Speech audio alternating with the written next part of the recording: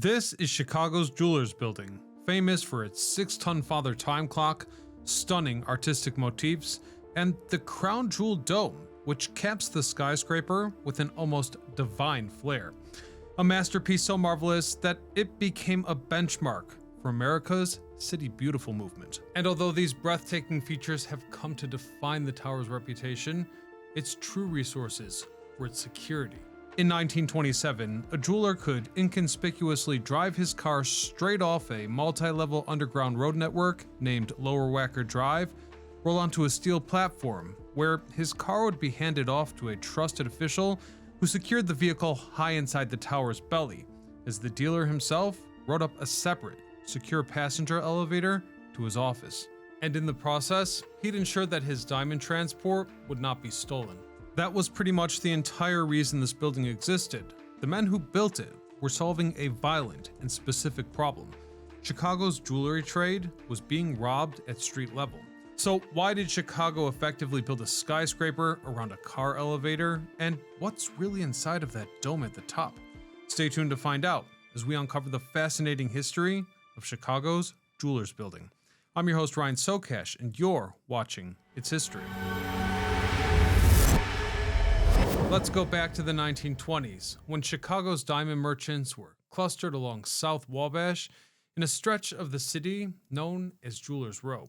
For context, Chicago's Jewelers Row rose in the decades after the Great Fire of 1871. The Reconstruction boom drew watchmakers, goldsmiths, diamond traders, and wholesaler stone dealers straight into a tight cluster of new lofts and office buildings. With regards to this era, the earliest known jewelers building dates back to 1882 at 15 to 17 Wabash, though the trader's real anchor came later with the Mahler's building at 5 South Wabash, which opened in the early 1910s and eventually housed hundreds of jewelers. The customers were mostly a post-fire class of merchants and professionals buying items such as engagement rings, watches, and fine gold to display their success. So for the most part, the original location served everyone perfectly, but with time came a dangerous logistical challenge. Since precious stones are small, merchants of the time were known to carry them on their person, at times transporting them via Chicago's L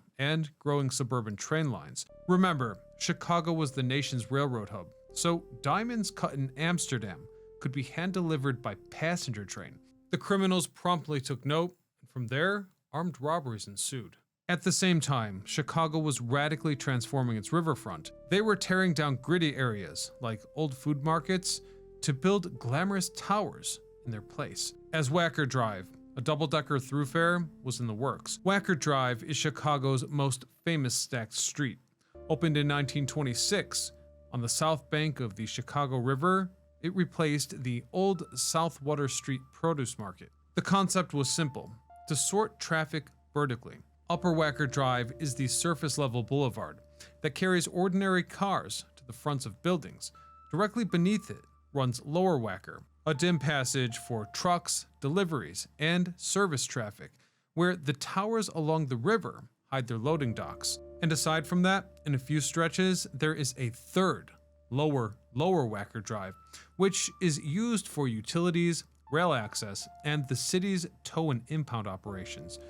In short, the whole arrangement exists because the river's drawbridges and lakefront rail lines forced the roadway to climb over them. So Chicago built the rest of the streets upwards to match. And so between this new road artery and the rising crime, Chicago's dealers saw an opportunity to fight back. By the mid-1920s, a powerful financial syndicate known as the Riverside Plaza Corporation had conceived a tower unlike anything before it. They commissioned the legendary office of Jivel and Dinkenberg, but tragically, Joachim Jiver died just 1 week before the final plans were approved, leaving his partner to carry on with the project alone. That surviving partner was Frederick Dinkelberg, and this was the crowning work of a long career. Years earlier, he had been one of the minds behind a building that every American would now recognize: New York's Flatiron. Some obituaries have even called him the father of the skyscraper, but his story doesn't end well. Dinkelberg had poured his fortune into stocks that were basically wiped out upon the crash of 1929. By the time of his passing in 1935, Despite all of his success, he was living on relief. The man credited with the Flatiron could not afford his own funeral. However, his fellow architects ultimately chipped in and paid for a proper burial. With that aside, the first phase of the Jewelers Building project was to demolish all the old structures on the site, including a famous 5-story structure dating back to 1872. From there, the steel framing went up, followed by cladding in cream-colored terracotta and various other decorations. Notably, there was also the 6-ton Father Time clock, a gift from the Elgin National Watch Company, which was also one of the building's first tenants. And I have to point out that while this clock looks like a standard, elegant timepiece during the day, closer inspection reveals something far more ominous. A carved figure of Father Time, holding a sickle and an hourglass. Metaphors of death and the insurpassable passage of time. And I'd also like to add that although many sources claim the clock weighs 6 tons, many others also challenge that notion. At the top of the building was what the people of the time dubbed the Hawk's Nest, a space thought to have housed water tanks. However, that wasn't the case. Take a look at these 4 little towers on the roof. They look purely decorative, but each one hides a 5,000-gallon water tank for the building's fire sprinklers. Regardless, as time passed, the dome's reputation changed. In 1937, the Tribune announced that the building's owners would convert the open space into a restaurant named the Stratosphere Club. When renovation work was complete, the new establishment stretched across the top 4 floors. The kitchen was on the 37th. The dining room was between 38 and 39, with a balloon-themed cocktail lounge under the dome itself at the 40th story. Apparently, this concept was inspired by a similar club at Rockefeller Center over in New York. Now, you've probably heard that Al Capone ran a speakeasy up in the dome. Although it's the most repeated story about this building, it's also impossible. The Stratosphere Club didn't pour its first drink until 1937, whereas Prohibition had ended back in 1933, and Capone had been locked up in Alcatraz since '34. And in that spirit, there's a final twist. One of the building's real tenants in those years was the Illinois Liquor Commissioner, the very official who would have shut down any speakeasy. Directly below the crown were some of the most prestigious office views in the city. This section was known as the Tower. Located in the narrowmost tower, the 26th through 35th floors provided rentable offices on a floor plan of about 5,000 square feet each. This is where you'd find higher-end tenants who wanted the river views that made a statement. Just below that, on the 24th floor, was the on-site Terracotta Maintenance Center, which operated during the mid to late 20th century. It was eventually closed and reclaimed for conversion into standard luxury commercial offices in the late 20th century. Beyond that, the truly magical aspect of this building, especially for the era, was found in its core, where there was a very unusual parking garage. Every floor between the 2nd and 22nd was built on a hollow square, a ring of rentable offices facing the windows around an open core in the middle of the building. So the offices got all the light and air, whereas the parking garages filled the dead space in the center. In fact, back then, roughly a quarter of the entire structure was a garage, with room for about 625 cars. In practice, a driver arrived from Lower Wacker and drove straight into the enclosed building. From there, he'd hand his car keys to an attendant who'd use a series of up to 4 elevators to lift that car into an assigned parking space at the building's core. And here's the security logic. The office ring and parking core were sealed off from one another on every floor. So the only place that an outside person crossed between the two worlds was that single controlled point down at Lower Wacker Drive, which was backed by an alarm system that could lock down the entire building. Once the dealer handed off his car, he'd ride a separate, secure passenger elevator directly to his office. And so he never once stepped foot on a public sidewalk, and the merchandise was safe. That system was the whole reason that dealers chose this real estate over others, and it worked.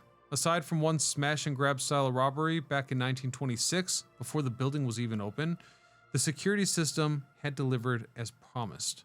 Even so, just 13 years after the garage opened, it would be removed. The cars of the 20th century were tall and narrow, and they slid neatly onto parking lifts. But by the late 30s, Americans were driving longer, wider vehicles that no longer fit. Additionally, the elevators broke down constantly, and the custom parts needed to repair them were almost impossible to come by. So, since most tenants could no longer get their car into the garage at all, the owners faced a dilemma. They could widen the elevator shafts that climbed up over 200 feet into the spine of the building, or they could repackage and sell tens of thousands of square feet of dead space on every floor between the 2nd and 22nd. The answer here was obvious.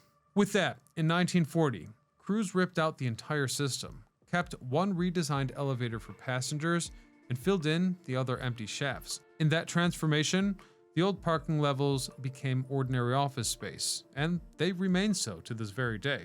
Unfortunately, the Stratosphere Club closed as well. By 1954, the cupola was taken over by a new tenant and had been transformed into a showroom for a commercial artist who kept the club's old circular bar standing right where it was. Years later, that same space was passed on to one of Chicago's most celebrated architects, who used it as a private gallery and conference room. Surprisingly, it pretty much remained that way all the way up until 2022. And throughout that time, the building had taken on a variety of different names. Chicagoans called it the Pure Oil Building for decades. Later, it became known as the North American Life Insurance Building, and so on. In 2024, the building was sold to a joint venture, and in 2026, they announced a major overhaul that would put a bar back on the rooftop and might turn the upper floors into hotels and apartments. So that's the story of Chicago's Jewelers Building. I think it's fantastic that there might be an establishment up under that dome sometime soon. Perhaps it's a reason for me to head back to Chicago. Let me guys know in the comments. Should I visit Chicago? It's a far way away from where I live. Anyways, I thank you all for watching. As always, this is Ryan Socash signing off.